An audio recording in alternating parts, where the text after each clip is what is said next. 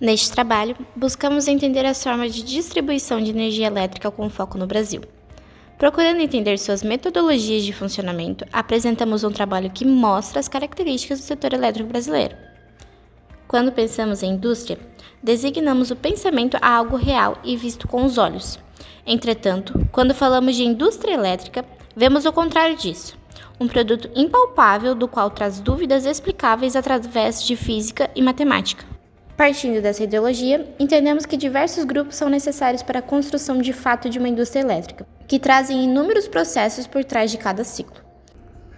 O que torna ainda mais interessante é quando pensamos nas estruturas necessárias para a energia. Afinal, a energia não pode ser armazenada de forma economicamente viável, implicando na necessidade constante de oferta e demanda. Basicamente, toda energia produzida deve ser consumida instantaneamente, e quando há desequilíbrio na escala de produção, temos o famoso apagão. Quando descentralizamos o foco da crescente geração de energia elétrica, percebemos que a distribuição de energia tem papel importante na operação de sistemas, gerando qualidade e aumento no fornecimento de energia. O trabalho foi dividido entre o grupo com a intenção de organizar as ideias e tópicos em diferentes versões e visões. Ao mesmo tempo, o trabalho foi revisado por todo o grupo, trazendo discussões sobre os tópicos, já que os integrantes apresentavam opiniões distintas. O setor da distribuição de energia elétrica é o encarregado de receber e abaixar tensão proveniente do sistema de transmissão para efetivamente entregar energia elétrica aos consumidores finais, podendo ser consumidores urbanos ou industriais, além de também efetuar a conexão de unidades geradoras de energia elétrica de pequeno ou médio porte. Sendo assim, é o sistema mais extenso e ramificado por precisar chegar até o endereço dos consumidores finais. Como alguns consumidores precisam ser alimentados com diferentes níveis de tensão, o sistema de distribuição é dividido em basicamente 3 categorias, que operam em alta, média e baixa tensão. Apesar de algumas distribuidoras também possuírem linhas de tensão abaixo de 230 kV, chamadas de demais instalações da transmissão, DIT. A maioria das linhas de transmissão com tensões entre 69 kV e 138 são de responsabilidade das empresas distribuidoras. Linhas estas conhecidas como linhas de subtransmissão. Em 2019, o Brasil contava com mais de 85 milhões de unidades consumidoras, UC. O termo corresponde ao conjunto de instalações, equipamentos elétricos caracterizados pelo recebimento de energia, em um só ponto de entrega, com sua medição individualizada. No total, 85% das UCs são residenciais.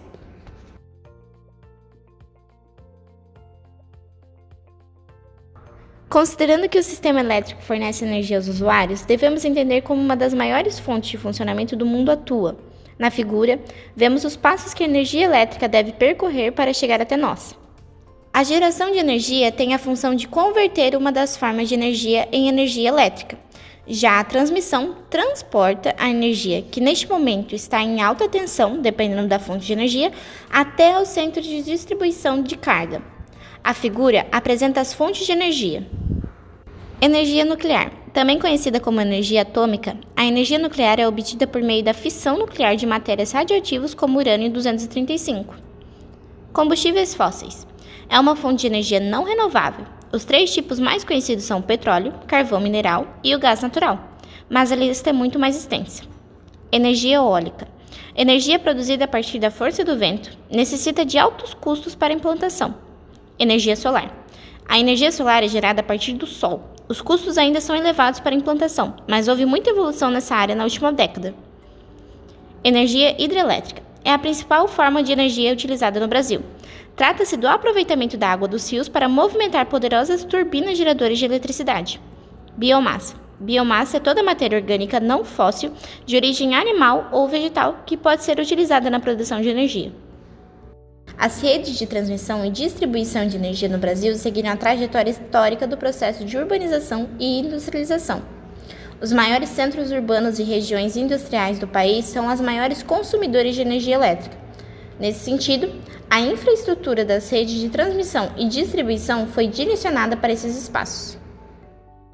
As concessionárias são empresas de usufruto público, podendo ser geradoras, transmissoras ou distribuidoras. Já as permissionárias são contratadas para execução de obras de transmissão ou distribuição para consumo privado. Quando contratadas, as concessionárias devem analisar a necessidade de dentro das especificações do cliente, como valores de potência elétrica, tensão de fase e linha. Assim, deve ser instalado um dos sistemas existentes, sendo eles trifásico, bifásico ou monofásico. Subestações. Durante todo o percurso entre as usinas e as cidades, a eletricidade passa por diversas subestações, e elas podem ser definidas basicamente como conjuntos de equipamentos que transformam a tensão e a corrente para adequar a energia elétrica às necessidades de transmissão, distribuição e consumo. Ao elevar a tensão elétrica no início da transmissão, os transformadores evitam a perda excessiva de energia durante o percurso. Ao rebaixarem a tensão elétrica perto dos centros urbanos, permitem a distribuição de energia na tensão correta por toda a cidade. Essencialmente, as subestações contam com equipamentos de proteção e transformadores que rebaixam ou elevam a tensão da energia para diversas finalidades, como já foi mencionado. De acordo com elas, as subestações podem ser subestações elevadoras, que são localizadas na saída das usinas geradoras e elevam a tensão para os níveis de transmissão e subtransmissão. Podem ser também subestações de distribuição, que são as que diminuem a tensão para o nível de distribuição primária. Ou também subestações abaixadoras, que são localizadas na periferia das cidades e diminuem os níveis de tensão. As subestações abaixadoras também são equipadas com transformadores de medição, como o transformador de potencial, TP, ou o transformador de corrente, TC. Eles diminuem a tensão e a corrente, respectivamente, a fim de garantir uma maior facilidade e segurança na medição. Os valores medidos são multiplicados conforme a relação de transformação dos transformadores. Essas subestações também contam com chaves seccionadoras, que servem como um interruptor do sistema inteiro, e também com religadores, que desarmam na presença de algum problema na rede, como um curto-circuito, e ele continua testando a rede para, assim que o problema for resolvido, ele religar a rede automaticamente.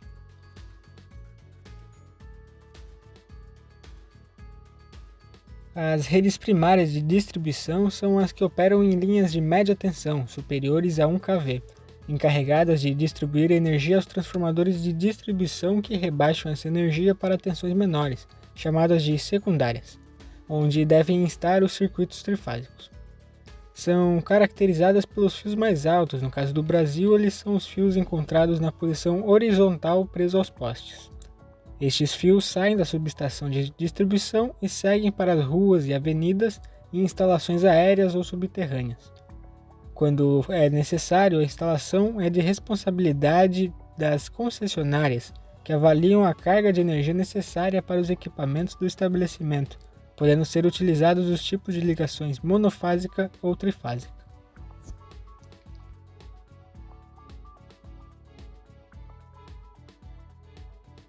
Já a rede secundária é aquela encarregada pela distribuição da energia em baixa tensão. Lá nos postes, os 4 fios na posição vertical são os que caracterizam a rede secundária. Ela é proveniente dos transformadores rebaixadores, suspensos nos postes ou instalados em estações subterrâneas. Esses transformadores recebem energia em tensões primárias, ou seja, lá na média tensão, e as rebaixam para tensões secundárias, tornando-se baixa tensão. Após passar pelo transformador, essa eletricidade é convertida para cerca de 127 do 220 volts ou 220 do 380 volts, dependendo da regionalidade. Por isso, a secundária é ideal para alimentar cargas de baixa demanda, como residências, condomínios, pequenos estabelecimentos comerciais ou industriais, como padarias, igrejas e lojas no geral. Aqui no Brasil, segundo dados do Anuário Estatístico de Energia Elétrica, feito pela empresa de pesquisa energética, mais de 86% dos consumidores de energia elétrica são residenciais. Isso então nos leva a perceber que a secundária é muito mais ramificada que a primária, porque necessita entregar energia elétrica para quase 70 milhões de unidades consumidoras que estão espalhadas por todo o país nas mais diversas localidades. A rede de distribuição pode seguir por redes aéreas, que são as mais baratas e mais difundidas, em que o cabeamento e os demais equipamentos são suspensos por postes de concreto ou madeira enterrados no solo. Ou também pode seguir por redes subterrâneas, onde os cabos são localizados abaixo do solo e marcam presença em grandes metrópoles ou em zonas industriais, onde existe uma grande demanda de carga, ou até em locais que possuem restrições ambientais, como intensa vegetação, por exemplo.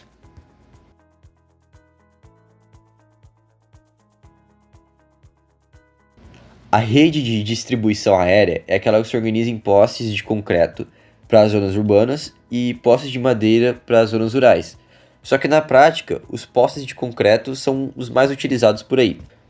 Bom, no topo desses postes ficam fixadas as cruzetas, que normalmente são feitas de madeira tratada, para poderem resistirem bem ao clima e também por serem péssimas condutoras de eletricidade. Nessas cruzetas são localizados os isoladores de pino ou isoladores de disco, que são feitos de porcelana ou de material polimérico. A função deles é basicamente prender os cabos nos postes, ao mesmo tempo que isola a corrente elétrica. Com isso, todo o cabeamento e outros equipamentos, como o transformador e os sistemas de proteção, ficam suspensos nos postes a uma altura de mais ou menos 6 metros da via. A fiação é organizada de diferentes formas, a fim de melhorar a qualidade de distribuição e diminuir a poluição visual local. Porém, para manter a confiabilidade e eficiência desse sistema, é necessário que a concessionária responsável, que no nosso caso é a Celesc, ou uma empresa contratada, faça as devidas manutenções preventivas ou corretivas nos equipamentos dos postes. Uma das formas de organização da rede aérea é com cabo nu, ou convencional. Nesta forma, os cabos, que são vários fios enrolados entre si, eles não possuem uma isolação completa do campo elétrico. A isolação, entre aspas, neste caso, é feita através de um verniz apropriado. Por causa disso, os cabos nus são muito mais suscetíveis a curtos-circuitos, oscilações e até, nos piores dos casos, a apagões. Principalmente se um galho ou qualquer outro corpo estranho cair sobre a rede elétrica. Além também de serem utilizados apenas em situações onde ficam longe de causar perigo a pessoas, animais e também equipamentos, como justamente nas redes aéreas de distribuição. Só que, apesar de todas essas desvantagens, o cabeamento nu ainda é o mais comum no Brasil, sendo utilizado nas redes primárias e também nas secundárias, pois garante uma ótima condutividade, maleabilidade e resistência ao calor. E também, o mais importante, resistência à corrosão. Os cabos utilizados na rede de distribuição, eles ainda passam por um processo de purificação, como a flotação e a eletrólise, que garantem ao cobre, ao material desses cabos, uma pureza quase de 100%, chegando ali pelos 99,9%. Então, quando esse cabo passa por essa purificação, ele é chamado de cobre eletrolítico. Uma das outras formas de organização da rede aérea é a com cabo multiplexado ou pré-reunido. Neste caso, são os cabos que são entrelaçados entre si. E assim, eles são isolados, os fases são isolados e encapados e são entrelaçados em volta do condutor neutro, que é chamado de cabo mensageiro. Desta forma, o condutor neutro, o cabo mensageiro, serve como a sustentação para o cabeamento. As cores de identificação dos fases são o preto para a fase A, cinza para a fase B e vermelho para a fase C. Esse tipo de organização é utilizada quase que inteiramente nas redes secundárias, ou seja, em baixa tensão, e também da entrada de rede elétrica das residências. Essa seria uma solução ideal para instalações elétricas suspensas, pois ele não contribui tanto para a poluição visual, além de ser mais eficaz contra apagões e distúrbios da rede, aumentando assim a qualidade da distribuição. Uma terceira forma de organização da rede aérea é a conhecida como compacta. Esta é considerada basicamente uma das melhores formas de instalação da rede aérea e é vista principalmente na rede elétrica primária, mas também muito comum na rede secundária. Nela, os condutores possuem uma capa isoladora e a sua característica especial é possuírem separadores feitos de material polimérico, que organizam e separam todos os condutores uns dos outros. Aqui, o cabo mensageiro também está presente, que nem um cabo multiplexado. Possui a mesma função e também é feito do mesmo material, de aço, e possui a função de neutro do circuito. E também a função de sustentar os outros 3 condutores. A sua forma de organização, ela aumenta muito a confiabilidade e eficiência do sistema, frente a adversidades e condições ambientais. Também permite à rede elétrica ter uma melhor convivência com a arborização, a natureza. Os condutores, neste caso, eles são feitos de alumínio e aço, e apesar de eles possuírem um encapamento no campo elétrico, ainda não é inteiramente confinado, o que possibilita o risco de choques elétricos e restringe suas instalações em alguns locais específicos, não podendo estar presentes em áreas próximas a litorais ou regiões com alto grau de poluição. Nessas situações, a maresia do mar, por exemplo, ou o contato com agentes agressivos podem ocasionar, comprometer a capa e ocasionar um fenômeno chamado de trekking, que trata-se de uma fuga superficial da corrente. Bom, as redes compactas elas podem ser, aplicadas em áreas onde se exige um alto nível de confiabilidade por conta de consumidores especiais, locais com uma rede elétrica próxima a edifícios, como a gente viu anteriormente, locais com densa arborização, áreas com vandalismo frequente, áreas onde é constante a presença de desligamentos por conta de objetos estranhos na rede e também saídas das subestações. O separador pode ser longo-angular e vertical. O longo-angular é utilizado nas redes primárias e o vertical é utilizado para separar os condutores na rede secundária. Uma outra forma de organização da rede de distribuição é a subterrânea. Então, como a gente viu anteriormente, a rede aérea é muito sensível a fenômenos externos, como queda de árvores ou acidentes de trânsito. Por isso, descargas elétricas e oscilações no circuito são frequentes, sem falar da poluição visual causada pela densidade e desorganização do cabeamento. Foi pensando nisso, então, que foram desenvolvidas algumas tecnologias para tentar contornar esses problemas.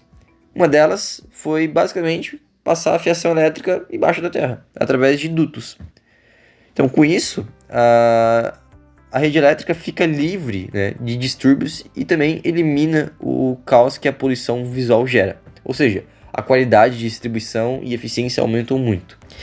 Então, as redes subterrâneas elas já são muito populares em diversos países do mundo, inclusive aqui no Brasil. A gente tem lá na Avenida Paulista, em São Paulo, uma instalação subterrânea.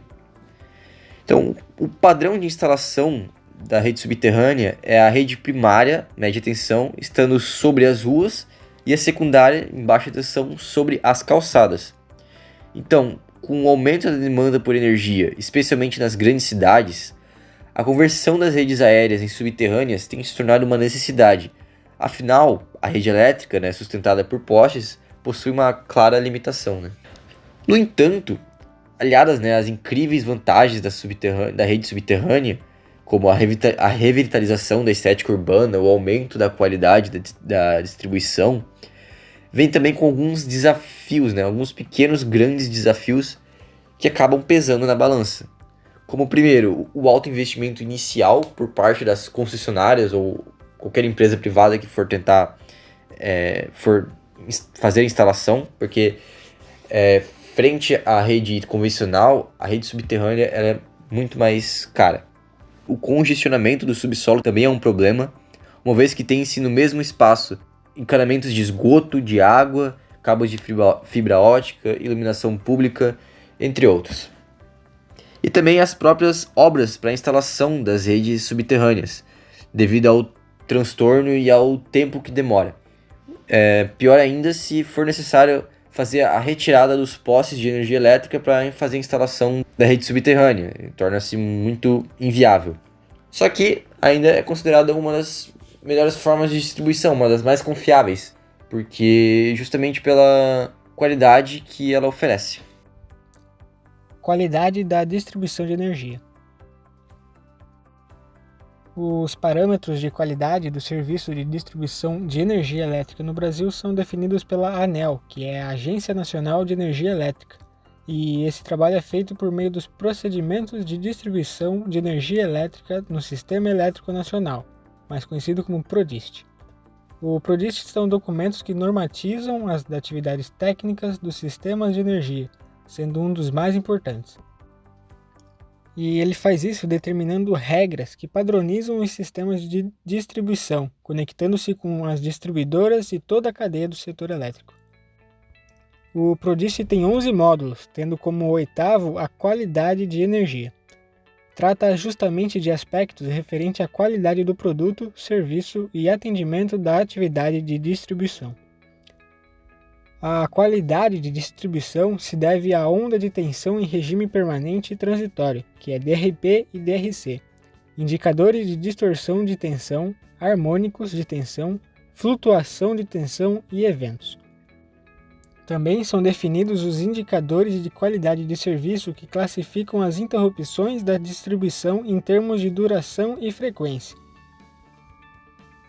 O início de toda a legislação foi em 1978, onde pela primeira vez no Brasil foi instituído os padrões de continuidade de serviço, que são DEC, duração equivalente de interrupção por unidade consumidora, e FEC, frequência equivalente de interrupções por unidade consumidora.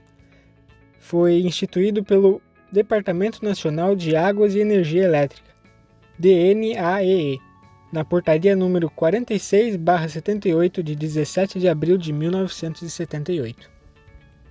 Em 1996, a ANEEL lançou a resolução número 24, que traz a obrigação para a agência de estimular e melhorar o serviço prestado referente à qualidade de energia.